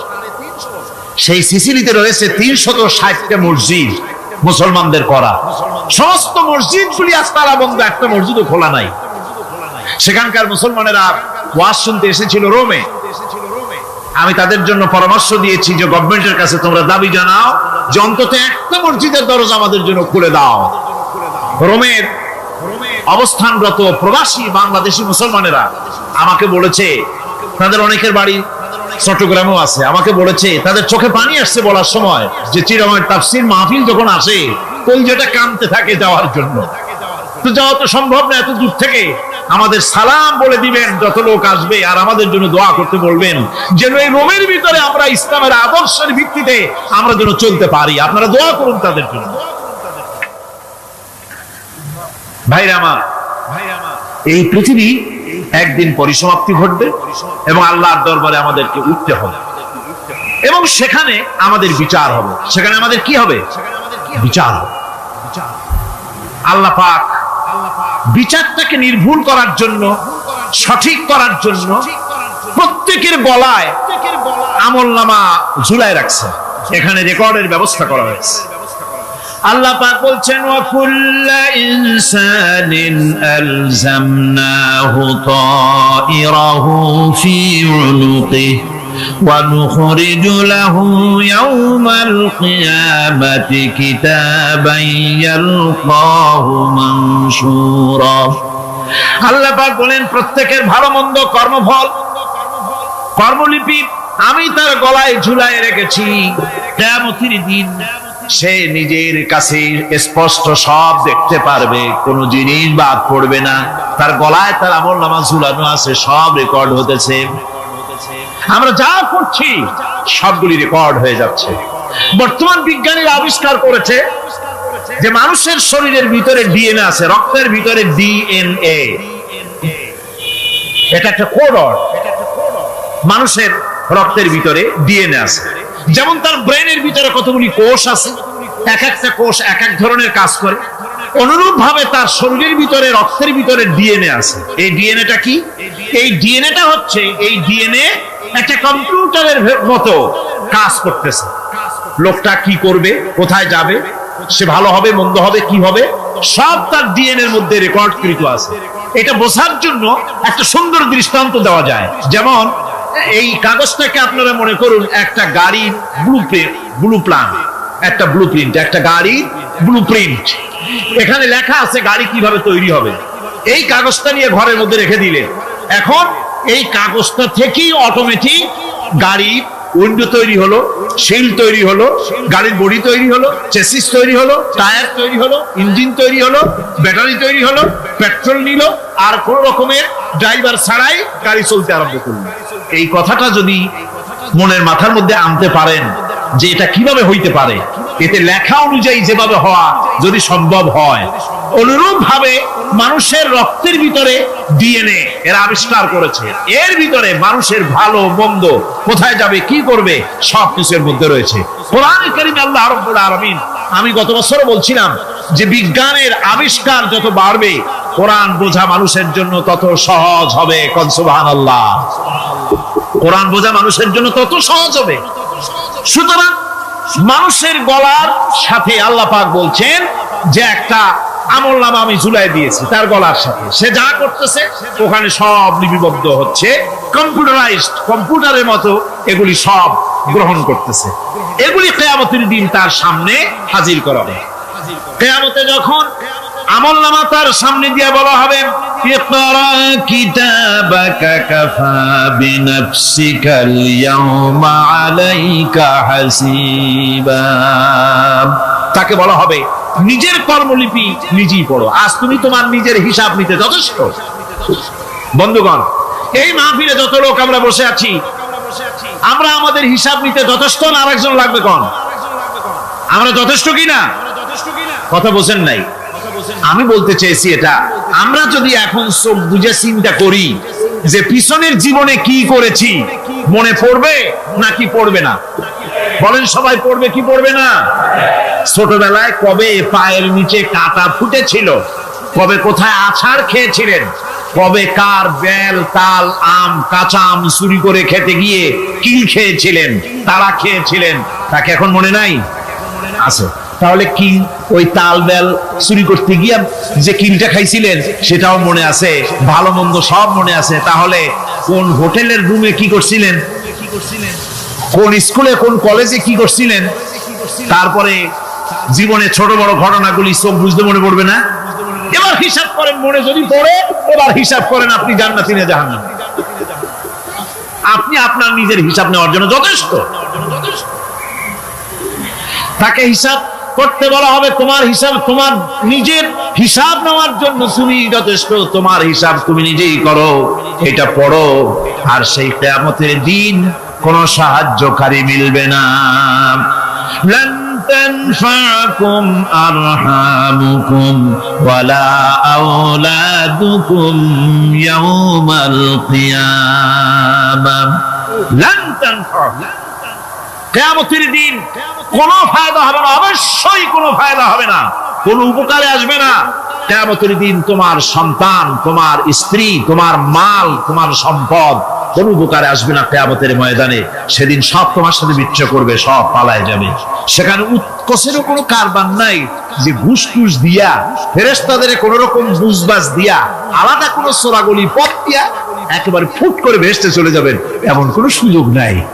অনেকে বলে, হুজুর এমন কিছু দোয়া শিখায় দেন যাতে ওই সব জেহাদ বোমা এগুলি খুব ভয় পাই, ওসব রাস্তা না, খুব সহজে কিছু দোয়া দুরূদ করিয়া আস্তে করে জান্নাতে চলে যাওয়া যায়, এরকম একটা দোয়া, এরকম একটা পথ বলে দেন। আমি বলি, ভাই এরকমের কোন চোরাগলি আমার রাসূল আবিষ্কার করতে পারেন নাই। আল্লাহর পয়গম্বরের এই ধরনের পথ, কোন পথ আবিষ্কার করতে পারেন নাই। সেখানে কিয়ামতের দিন কাউকে উৎকোষ গ্রহণ করার কেউ নাই, উৎকোষ দেওয়া যাবে না। আর উৎকোষ দিবি নেবা কি, আপনার কাছে কিছু নাইও, থাকলেও নেওয়ার কেউ নাই। এই দুনিয়ায় ফাঁকিবাজি করে বহুত কিছু করা যায়, কিন্তু কিয়ামতের মাঠে এগুলি কিছুই চলবে না। আল-ইয়াওমা লা ইয়ানফা'ু মালুন ওয়ালা বানুন, কিয়ামতের দিন ধন সন্তান সন্ততি আর সম্পদ কোনো কাজে লাগবে না। সেদিন শুধু আমল যদি ভালো হয় কাজে লাগবে, আমল খারাপ হবে সব শেষ হয়ে যাবে। আল্লাহ রাব্বুল আলামিন নবীজিকে ডেকে বলেছেন, নবী আপনি বলেন, কুল মা কুনতু বিদআম মিনার রাসূল, আপনি বলুন আমি কোন নতুন রাসূল নই, আমার আগে অনেক নবী রাসূল পৃথিবীতে এসেছেন, তারা বিদায় হয়ে গেছেন, আমি জানি না কিয়ামতের দিন আল্লাহ রাব্বুল আলামিন আমার সাথে কি ব্যবহার করবেন, আর আমি এও জানি না যে কিয়ামতের দিন আল্লাহ পাক তোমাদের সাথে কি ব্যবহার করবেন। এই আয়াত নাযিল হওয়ার পর আল্লাহর হাবিব তার মেয়েকে ডাকলেন, জামাইকে ডাকলেন, নাতিদেরকে ডাকলেন, আহলে বাইতদেরকে ডাকলেন, আর বললেন, ও আমার মেয়ে কলিজার টুকরা ফাতেমা গো শোনো, কেবলমাত্র আয়াত নাযিল হয়ে গেল, আল্লাহ পাক আমাকে শুনাইছেন কিয়ামতের দিন আমি জানি না আমার সঙ্গে কি ব্যবহার করা হবে, আর এও জানি না যে তোমাদের সাথে কি ব্যবহার করা হবে। ও আমার কলিজার টুকরা মেয়ে ফাতেমা, কিয়ামতের দিন মুহাম্মদ সাল্লাল্লাহু আলাইহি সাল্লামের মেয়ে এই হিসাবে তোমার নাজাতের ফয়সালা হবে না। ও আমার কলিজার টুকরা নাতি হাসান আর হোসেন, কিয়ামতের দিন মুহাম্মদ সাল্লাল্লাহু আলাইহি সাল্লামের নাতি হিসাবে ফয়সালা হবে না। ও আমার জামাই হযরতে আলী, কিয়ামতের দিন আমার জামাই হিসাবে নাজাতের ফয়সালা হবে না। আমল যদি ভালো হয় ফয়সালা ভালো হবে, জান্নাতে চলে যাবে। আমল যদি খারাপ হয় কার নাতি কার জামাই দেখা হবে না। সুবহানাল্লাহ। কঠিন কিয়ামতের মাঠ, এই পরকালের বিশ্বাস যদি কলিজার মধ্যে ঢোকে মানুষ ভালো হয়ে যাবে। কোন সুবহানাল্লাহ। আপনাদের দৃষ্টিতে পারবে, কথার জবাব যে দিলেন না। পুলিশে কি মানুষের চরিত্র ভালো বানাইতে পারবে? পুলিশের চরিত্র ভালো বানাবে কেনা, সেটাই তো কথা। মানুষের চরিত্র যাতে ভালো থাকে, মানুষের জন্য খারাপ কাম না করে সেজন্য পুলিশ যাতে খারাপ কাম না করে সেজন্য আরো একটা ডিপার্টমেন্ট আছে না, তারা যাতে খারাপ কাজ না করে সেজন্য আর একটা আছে। এন্টি করাপশনের আবার এন্টি করাপশন আছে, তার উপর আবার এন্টি করাপশন আছে। এন্টিটার অভাব নাই। সুতরাং পুলিশ দিয়া, বিডিআর দিয়া, আর্মি দিয়া মানুষের, দেশের, জাতির চরিত্র ভালো বানানো যায় না। রাসূলুল্লাহ এ দিয়ে বানান না, এটা ইসলামের নিয়ম নয়। পুলিশ দিয়া, আর্মি দিয়া দেশের মানুষের চরিত্র ভালো বানানো যায় না। চরিত্র ভালো বানানো যায় কেবলমাত্র পরকালের ভয় দিয়া। কি কিসের ভয় দিয়া?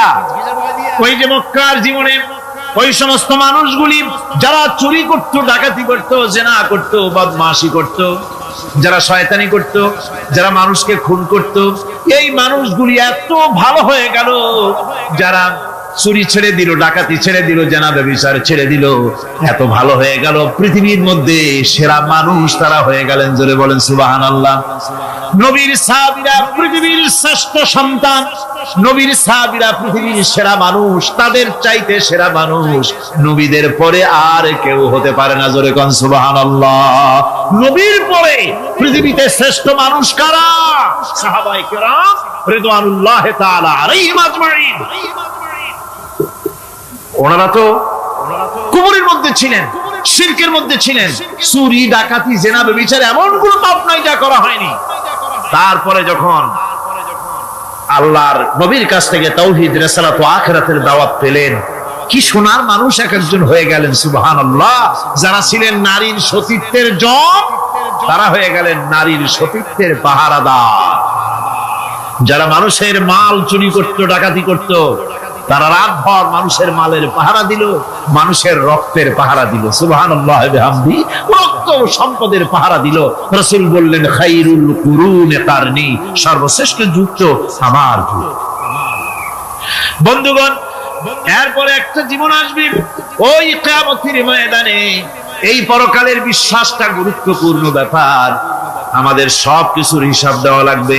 আল্লাহ পাক বলেন, ইন্নাস সামআ ওয়াল বাসারা ওয়াল ফুআদা কুল্লু উলাইকা আনহু মাসউলা। নিঃসন্দেহে মানুষের শ্রবণ শক্তি, দর্শন শক্তি এবং তার অন্তঃকরণের কল্পনা সম্পর্কে আল্লাহ রাব্বুল আলামিনের কাছে জিজ্ঞাসিত হতে হবে। কান দিয়া কি করেছিলা, চোখ দিয়া কি করেছিলা, মুখ দিয়া কি করেছিলে, হাত দিয়ে কি করেছিলে, সবকিছুর জবাব আল্লাহ রাব্বুল আলামিনের কাছে দিতে হবে। সবটার জবাব দিতে হবে, কোনো কিছু বাদ যাবে না। এমনকি মনের ভিতরে যে কল্পনা আমরা করি, এই কল্পনার হিসাব আল্লাহর দরবারে দিতে হবে। কোরআনে কারীম বলছেন, ওয়া ইন তুবদু মা ফি আনফুসিকুম আও তুখফুহু ইউহাসিবকুম বিহিল্লাহ। মনের ভিতরে তুমি যেটা কল্পনা করো, সেটা প্রকাশ করো অথবা তুমি গোপন রাখো, যাই তুমি করো না কেন আল্লাহ রাব্বুল আলামিন এর হিসাবও তোমার কাছে নেবেন। ফায়াগফিরু লিমান ইয়াশা ওয়া ইউআযযিবু মান ইয়াশা ওয়াল্লাহু আলা কুল্লি শাইইন কাদির। মহান আল্লাহ পাক বলেন, করার পর তোমার মনের ভিতরে কি কল্পনা করেছিলে ওইটার হিসাব আমি নেব।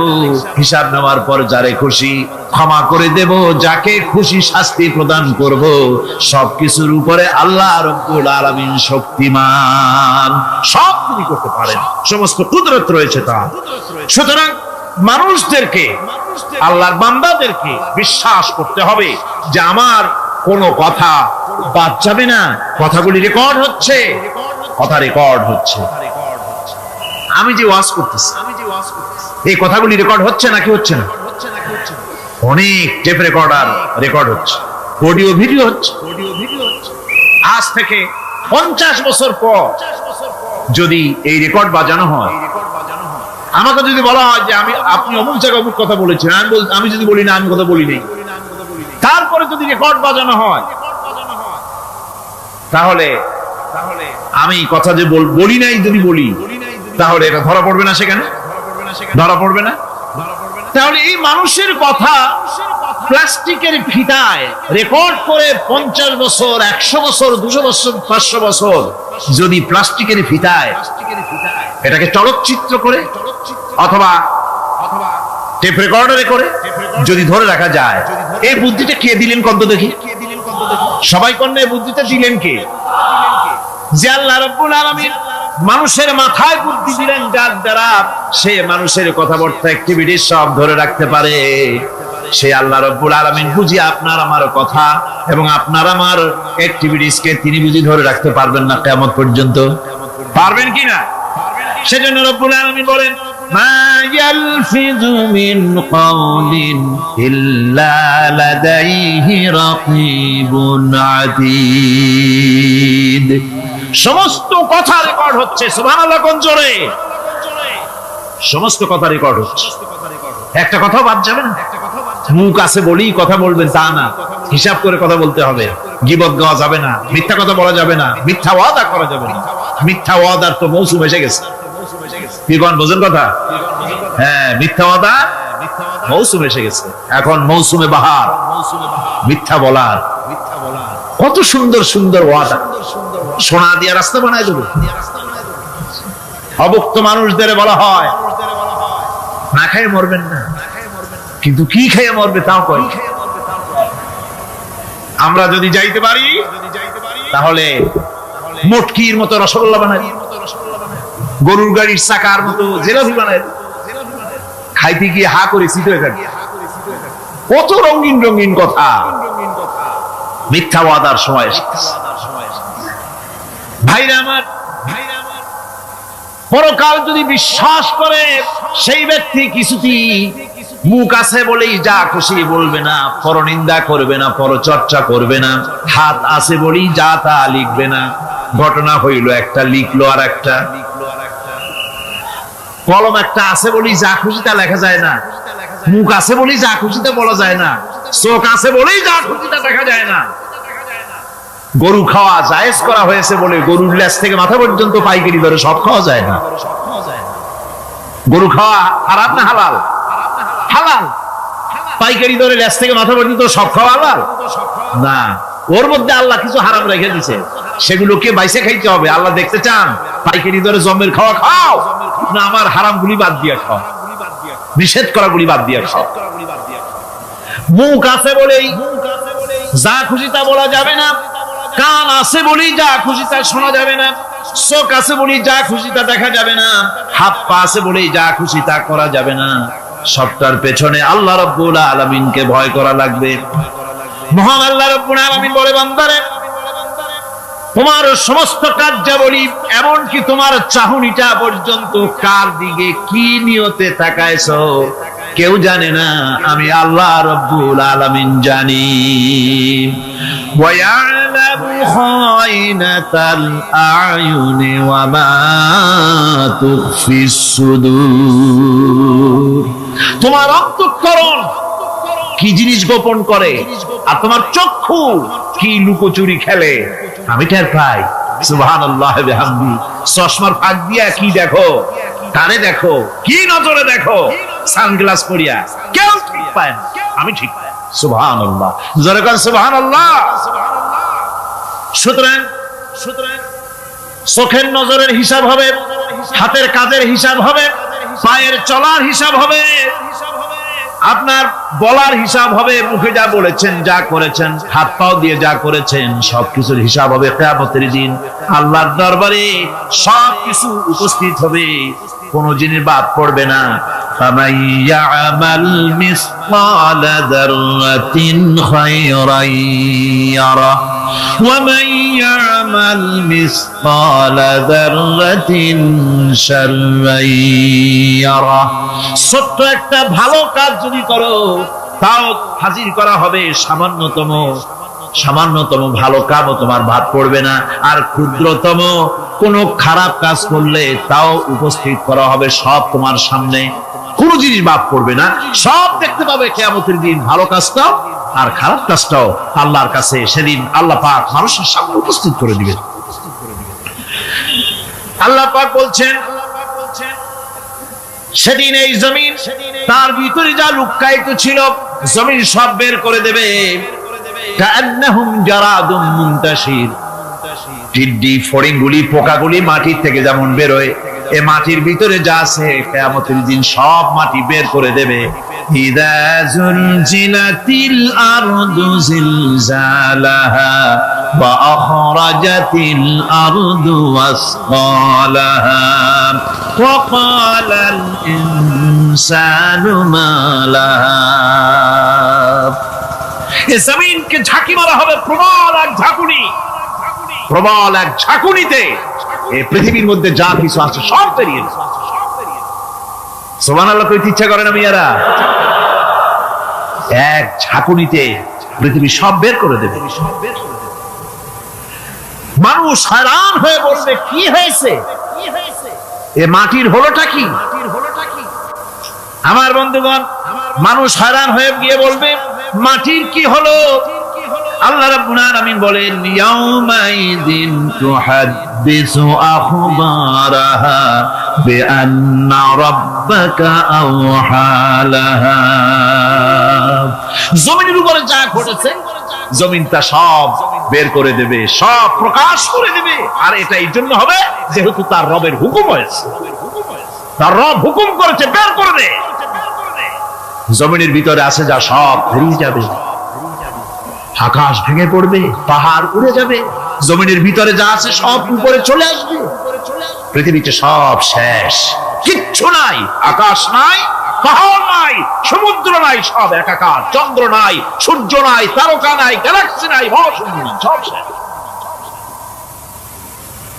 আল্লাহ রাব্বুল আলামিন সমস্ত ফেরেশতাদেরকে শেষ করে দিবেন, সকলের মওত হয়ে যাবে, কেউ আর থাকবে না। এমনকি হযরতে আজরাইল মালাকুল মউত তিনিও থাকবেন না, সব আল্লাহ রাব্বুল আলামিন মৃত্যু করে দিবেন। এরপরে আল্লাহ রাব্বুল আলামিন একা তিনি বলবেন, ইয়া দুনিয়া আইনা আনহারুকি। এ পৃথিবী, তোর সেই সমুদ্রগুলো কোথায়, নদীগুলি কোথায়? ইয়া দুনিয়া আইনা আশজারুকি। হে দুনিয়া, তোমার গাছগুলি কোথায়? এত বনানী, এত গাছ ছিল। ইয়া দুনিয়া আইনা জিবালুকি। হে পৃথিবী, তোর জমিনে যত পাহাড় ছিল, পাহাড়গুলি কই? যত স্বৈরাচার ছিল জমিনের উপরে, যারা স্বৈরাচারী মনোবৃত্তি নিয়ে মানুষ ধ্বংস করেছে, দেশ ধ্বংস করেছে, মায়ের বুক খালি করেছে, ওই স্বৈরাচারগুলি কই? কোনো জবাব নাই। আল্লাহ পাকের পরে বলবেন, লিমানিল মুলকুল ইয়াউম। কার রাজত্ব? আজকে রাজত্বটা কার? আল্লাহ তিনবার আওয়াজ দিবে, আজকে রাজত্ব কার? আল্লাহ পাক যখন 3 বার করে ডাক দিবেন, কোনো জবাব নাই, কোনো জবাব নাই। কে জবাব দেবে? আল্লাহ রাব্বুল আলামিনের সামনে কার ক্ষমতা আছে কথা বলার? কেউ তো নাই, সব শেষ। আল্লাহ পাক বলবেন লিল্লাহিল ওয়াহিদুল কাহ্হার, একমাত্র পরাক্রমশালী আল্লাহ রাব্বুল আলামিনের রাজত্ব আছে। সেই হাসরের মাঠে আমাদের সকলকে উপস্থিত হয়ে যেতে হবে। কেউ আমরা এখান থেকে বাঁচতে পারবো না, সবাইকে উঠতে হবে। অপরাধীরা সেখানে অসহায় হয়ে যাবে, অপরাধীরা অসহায় হয়ে যাবে। আল্লাহ পাক বলেন فَإِذَا جَاءَتِ الصَّاخَّةُ يَوْمَ يَفِرُّ الْمَرْءُ مِنْ أَخِيهِ وَأُمِّهِ وَأَبِيهِ وَصَاحِبَتِهِ وَبَنِيهِ। অবশেষে যখন কান ফাটানো আওয়াজ আসবে, এই আওয়াজ সেদিন মানুষ নিজের মা বাপ ভাই বোন সব থেকে বিচ্ছিন্ন হয়ে যাবে, সব একের থেকে আরেকজন পালায় যাবে, হারায় যাবে, কেউ কাউকে আর খুঁজে পাবে না। সেদিন ওই কিয়ামতের মাঠে বিভীষিকাময় দৃশ্য, মানুষ হয়রান হয়ে যাবে।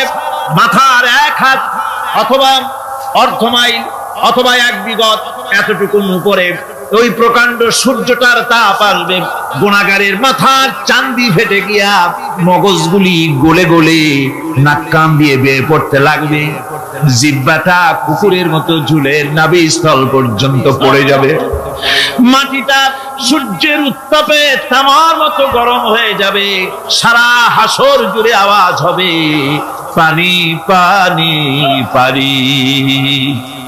মানুষেরা হয়রান হয়ে যাবে। সেই হাসরের ময়দানে এই চরম কষ্টের ভিতরে আল্লাহ রাব্বুল আলামিন বলেন সেদিন 2 ভাগ হয়ে যাবে। একদল মানুষের চেহারা আলোয় ঝলমল হয়ে যাবে, আর একদল মানুষের চেহারাগুলি কালো হয়ে যাবে। উজুহু ইয়াওমাইদিন মুসফিরাতুন দাহিকাতুন মুস্তাবশিরা ওয়া উজুহু ইয়াওমাইদিন আলাইহা গাবারা। আল্লাহ পাক বলেন এক শ্রেণীর মানুষের চেহারা হাস্যোজ্জ্বল ঝলমলে হয়ে যাবে, আর এক শ্রেণীর মানুষের চেহারাগুলি কালো হয়ে যাবে। তারহাকুহা কাতারা উলাইকা হুমুল কাফারাতুল ফাজারা।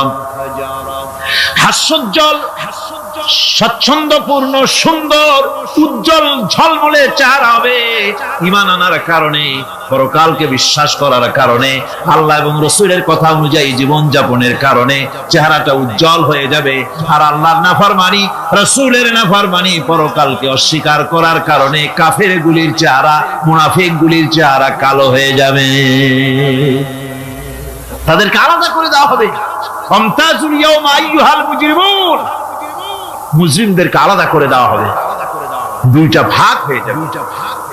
এই চরম অবস্থা সৃষ্টি হবে কিয়ামতের ময়দানে। সেদিন রাসূল করিম সাল্লাল্লাহু আলাইহি ওয়াসাল্লাম উম্মতের জন্য সুপারিশ করবেন। সেই সুপারিশ যেন আমাদের করতে পারেন সেজন্য আমাদেরকে তৈরি করতে হবে, সে ধরনের যোগ্য আমাদেরকে বানাতে হবে। বন্ধুগণ, এই পরকালীন জীবন, এর সম্ভাবনা, এটা যে হবে এবং সেই পরকালে আমাদের সকলকে যে উঠতে হবে, কিয়ামতে আল্লাহর কাছে জীবনের সবকিছুর জবাবদেহি করতে হবে, এই ভীতি সৃষ্টি করতে চায় আল্লাহ পাক মানুষের ভেতরে। আল্লাহ পাকের চাইতে মানুষের কল্যাণকামী আর কেউ আছে? চিল্লায় কোন আল্লাহর চাইতে, বিশ্ববাসীর সৃষ্টি জগতের কল্যাণকামী আল্লাহর চাইতে, রাসূলের চাইতে বেশি কেউ কি আছে? সে আল্লাহ পাক সব বলে দিলেন, ওপেন সিক্রেট করে দিলেন, সব গোপন ফাঁস করে দিলেন।